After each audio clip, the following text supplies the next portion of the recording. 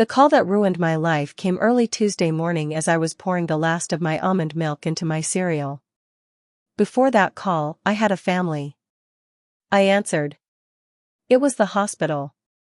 They said my dad had collapsed at work, heart attack, massive, sudden, irreversible.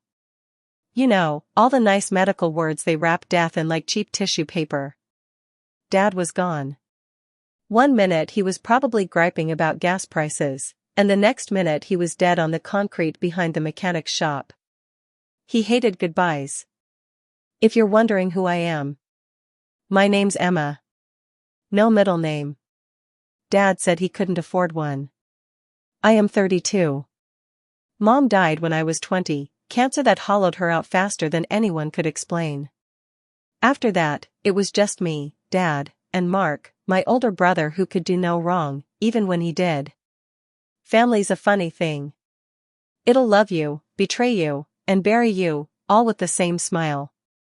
And mine was about to show me exactly how deep the grave could go. The funeral was 3 days later. Small town, Baptist church, everyone wearing the same clothes they wore to job interviews. It was one of those open casket affairs, which Dad would have despised. He always said, if you see me dead, don't stare, get a drink instead.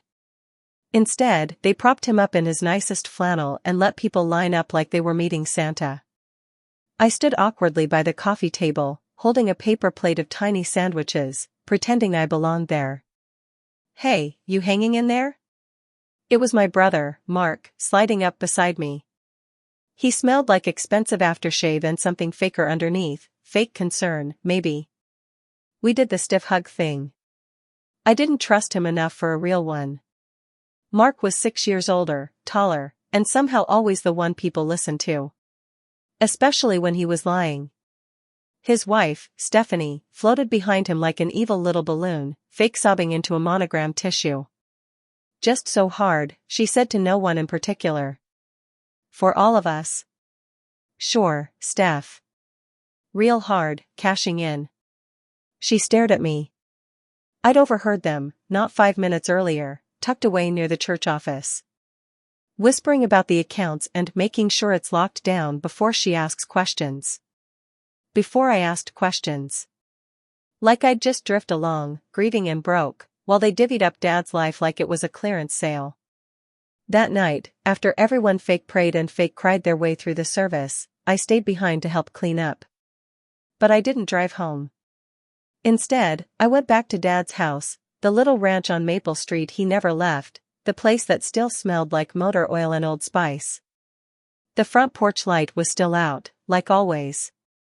Inside, the house was frozen in time. I dropped my keys on the hall table and sat down on Dad's recliner, the one with the permanent ass groove in the middle. All I could think about was what I'd heard. The accounts. Before she catches on. So, naturally, I did the one thing Dad always told me not to do. I went snooping.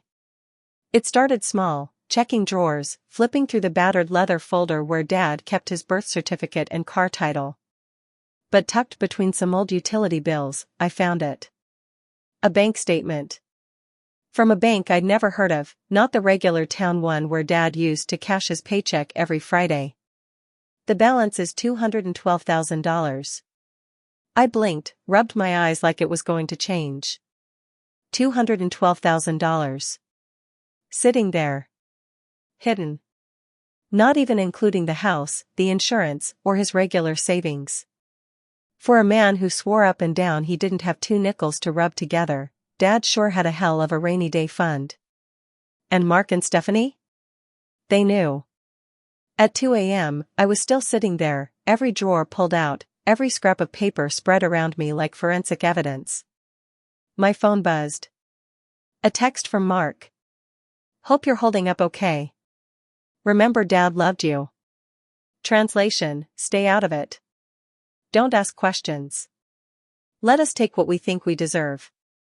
I stared at the screen until the words blurred. Screw that. If they thought I was just going to sit back and watch them rob my father's grave, they didn't know me at all. The next morning, I drove to the courthouse. It's a squat building that smells like old carpet and burnt popcorn. If Justice lives there, she's got a rat problem. I paid $15 to pull up Dad's will. The official, public one. It was supposed to split everything evenly between Mark and me. 50-50. Except the nice lady behind the glass said there was a new will. Signed 2 weeks before Dad died. I wasn't mentioned in this one at all. Everything went to Mark. The house, the money, the car, the tools. I stood there holding the printed copy, feeling like the floor had shifted under me.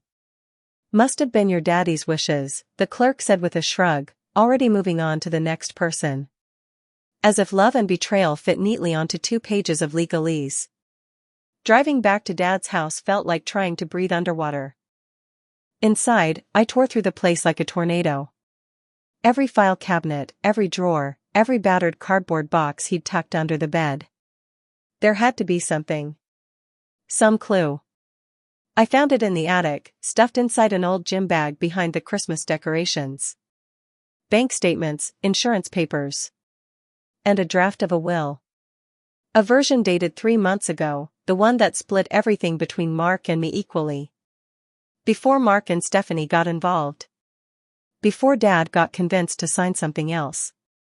I spent the next few days living on gas station coffee and spite. Calling banks, talking to insurance adjusters, visiting Dad's old mechanic buddies to find out if anything had seemed off before he died.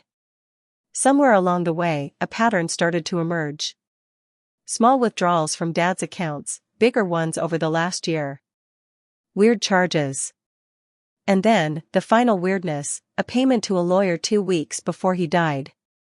I called the number on the invoice. It rang once, then disconnected. Honest lawyers don't usually need burner phones. I couldn't prove it, yet, but my gut knew the truth. Mark and Stephanie had gotten Dad to sign something he didn't understand. Maybe while he was sick. They were counting on me to be too sad, too slow, or too stupid to notice. That night, as I was sorting through another dusty box of junk, I found something weird. A DNA test kit. Still sealed. Still sitting there like a landmine. One of those over-the-counter ancestry things. Dad's handwriting was on the side. Emma's. With a little question mark. Why would my dad have ordered a DNA kit, for me? I sat there for a long time, just staring at it. Thinking about every offhand comment. Every weird moment. How Dad sometimes got this look when people said I looked different from Mark. How he always said, "She's my girl," in that stubborn way, like daring someone to argue. I opened the box with shaking hands. The instructions were simple. Spit, seal, and send. I could throw it away. Pretend I never saw it. Instead, I spit into the stupid little tube, packed it up, and dropped it at the post office 15 minutes later. Because if there was one thing my family had taught me lately, it was this. The truth doesn't go away just because you close your eyes. When I got back to Dad's house, there was a truck in the driveway. Mark's truck. And he was standing on the porch like he owned the place. He gave me that big fake smile when I got out of the car. "Hey, Em," he said, too casual. "Was hoping to catch you." I crossed my arms. "What do you want?"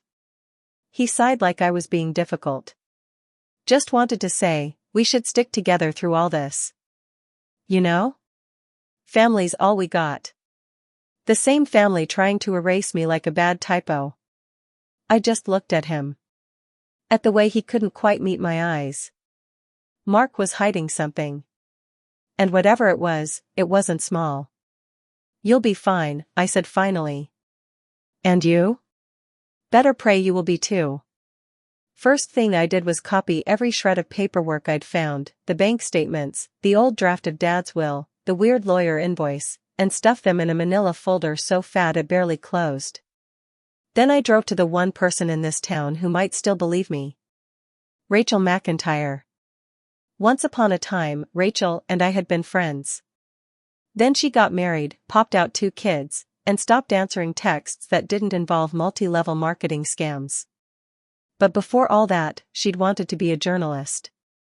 Still kind of did, even if these days it was mostly rants on Facebook about town council meetings. Rachel wasn't Woodward or Bernstein.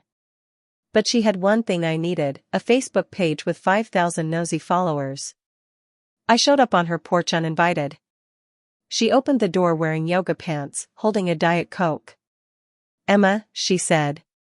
"Jesus, you look like hell." 10 minutes later, I was sitting at her kitchen table, spreading the evidence out like tarot cards. When she saw the bank statements, her eyes got big. When she saw the draft will, she actually whistled. "You want me to post this?" she said, voice low. I nodded. "I want everyone to know exactly what they're trying to pull."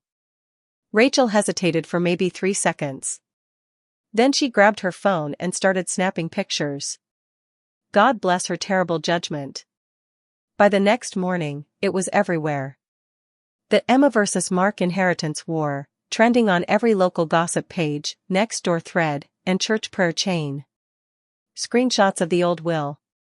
Hints about elder abuse. Whispers about forgery. Everybody knew exactly who we were talking about. Mark Callahan. Local businessman. Possible crook. Meanwhile, I felt like someone had strapped a target to my back and handed out rifles. The first warning shot came at lunch. I was sitting in Dad's driveway, eating a soggy turkey sandwich, when a cop car pulled up. Officer Brenner. Knew Dad. Used to sneak him fresh deer meat during hunting season. He got out, leaned against his cruiser, and said, real casual, "Emma, you might want to be careful stirring up old trouble. Town's got a long memory." Just neighborly advice. Then he got back in his car and drove off. I spent the rest of the day half waiting for a rock through the window or a tire slash. Instead, Mark sent flowers with a card. "Thinking of you during this difficult time. Family is everything. Family is everything, until it's inconvenient." I threw the flowers in the trash, card and all. Then I called a lawyer. His name was Peter Vance. He answered the phone himself, listened while I explained, and said, "Yeah, sounds dirty. Come by tomorrow." Meanwhile, I wasn't about to sit around twiddling my thumbs while Mark lined up more lies. So I started digging deeper. Turns out, Mark hadn't just been scheming for a few weeks. He'd been borrowing money from Dad for almost 2 years. Big chunks, 10 grand here, 15 there. Supposedly loans to help with business expenses. None of it paid back. All of it hidden. And all of it looking real bad now that Dad was dead and Mark was sitting pretty with a fraudulent will. Rachel posted an update. More screenshots, receipts. Mark's nice guy mask cracked faster than a dollar store mirror. He posted a furious rant calling me unstable, ungrateful, and emotionally compromised. Said I was trying to tear the family apart out of greed. Which was rich, considering he was the one stuffing his pockets with Dad's ghost money. By Sunday, the fallout was unavoidable. Mark was lawyering up. I got a letter from his attorney threatening to sue me for defamation of character and emotional distress. That night, lying awake on Dad's lumpy old mattress, I realized something cold and ugly. This wasn't just about money anymore. Mark couldn't afford to let me win. If the truth came out, really came out, he could lose everything. Not just the house or the inheritance. His business and reputation. Maybe even his freedom. And people like Mark don't go down easy. The email came at morning. Subject: your DNA results are ready. I stared at it for a long time, thumb hovering over the screen. I tapped it open. And there it was. Your biological parent does not match the DNA of the alleged father. Plain, brutal, clinical. I sat there for maybe an hour, not moving. Like someone had scooped my insides out and left a shell behind. I got up, made coffee so strong it could strip paint, and sat back down at the table. New facts. Dad wasn't my biological father. Legally, that might matter. Emotionally, it mattered a hell of a lot more. Around sunrise, I started sorting through his stuff again. Old photo albums and letters. That's when I found it. Tucked inside a beat-up copy of Treasure Island, the same one Dad used to read me when I was little, was a letter. Addressed to me.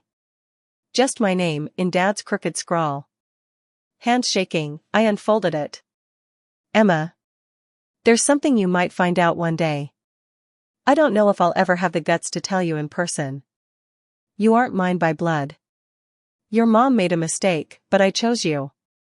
Every day. I loved you more fiercely because of it. Blood never mattered to me. Being your dad was the best thing I ever did.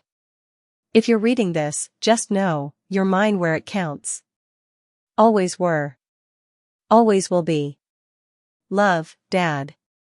I didn't cry reading it. A weird, broken sound that cracked open something inside me. Because that was the real inheritance. Not money and property. Love. Loyalty. Choice. The stuff Mark and Stephanie would never understand, no matter how many zeros they chased. By noon, I had a new plan. No more scrambling. No more reacting. I needed leverage. And I knew exactly where to find it. Dad's business expenses weren't just shady, they were criminal. And if I could prove Mark manipulated a dying man into rewriting his will while stealing money on the side, that wasn't a family dispute anymore. That was fraud, forgery. Maybe even elder abuse. Big enough words to make real lawyers, and real courts, take notice. I started small. Tracked down one of Dad's old buddies, Leonard James. Lenny was the kind of guy who'd show up drunk to a funeral and still get asked to give the eulogy. But he loved Dad. Over 2 beers and a plate of onion rings at the one decent diner in town, Lenny spilled everything. Dad had been talking about changing his will back. Said he wasn't sure he could trust Mark anymore. Had a new lawyer lined up, someone honest. Was planning to sign the new papers after he felt a little stronger. He never got the chance. Next, I dug deeper into Mark's finances. A public records request. Some late night snooping through his business filings.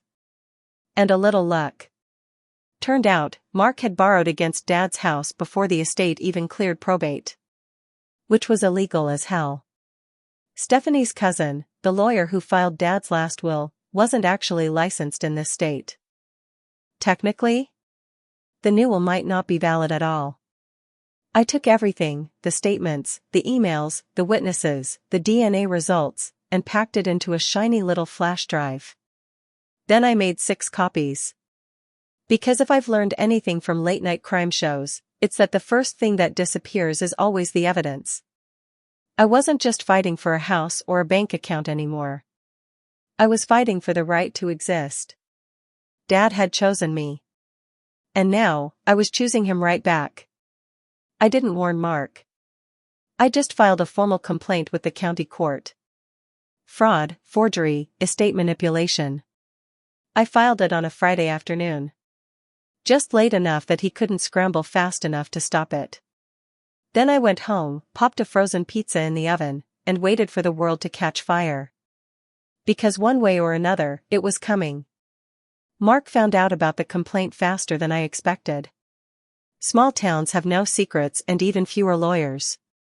By Monday morning, my phone lit up with a text. You're making a huge mistake. Call me. I didn't call. I had nothing left to say. The paperwork was already moving through the system, and with it came a subpoena for the new will Mark had filed. The court was taking it seriously. The first hearing was set for 2 weeks later. 2 long weeks where every glance in the grocery store felt sharper. Where every neighbor's God bless you sounded like a funeral bell. Mark tried to play it cool at first. Tried to act like he was the wronged party. He even showed up to the preliminary meeting with a smug little smile and a lawyer who smelled menthol cigarettes. I showed up with Peter Ocean, the scrappy 1-star lawyer from above the dry cleaner, and a thick file of evidence. Receipts, testimonies, financial records, the works. Mark's face when Peter dropped the DNA test into the record was absolutely priceless. You could see him doing the math in his head. If Emma's not biologically Dad's daughter, And the will says children. Does that mean she gets nothing? His smile came back, sharper this time. I let him enjoy it. Then Peter pulled out the last piece of evidence. Dad's handwritten letter, found and verified. Witness testimony backing it up. Proof that Dad loved me, intended me to inherit, saw me as his daughter in every way that mattered. And most important, proof that the new will Mark filed was pushed through by someone not legally licensed to practice law here. Which meant it was invalid. As invalid as Mark's fake concern. As invalid as every lie he and Stephanie ever told about family meaning everything. The judge listened quietly, only raising an eyebrow once, when Peter outlined how Mark had already started selling off Dad's possessions before the ink was dry. Sounds like Mr. Callahan wasn't interested in preserving his father's memory, the judge said dryly. Just his bank account. Mark turned beet red. Stephanie, sitting 2 rows back, actually hissed under her breath like a cartoon villain. The decision came faster than I expected. The judge ruled the new will invalid. The estate reverted to the previous version, the one splitting everything 50-50. But because Mark had engaged in fraud, financial misconduct, and what the judge called a pattern of willful manipulation, his share was forfeited. Everything went to me. Mark stormed out of the courtroom like a kid who just found out Christmas was cancelled. Stephanie followed, still hissing. I watched them go without a word. They weren't my family anymore. Hadn't been for a long time, if I was honest. A few weeks later, I stood on the porch of Dad's house, keys in hand, staring out at the cracked driveway and the overgrown lawn. It wasn't much. Definitely not a castle. But it was mine. Because I fought for it. Because Dad chose me, and I chose to honor him the only way I knew how, by refusing to let the liars win. I spent the first night back sleeping in his old recliner. But for the first time in months, it wasn't the kind of tired you fight against. It was the kind you earn. A week after that, I got another letter. It was from a lawyer in another state. Representing my biological father. Apparently, he'd heard about the DNA test.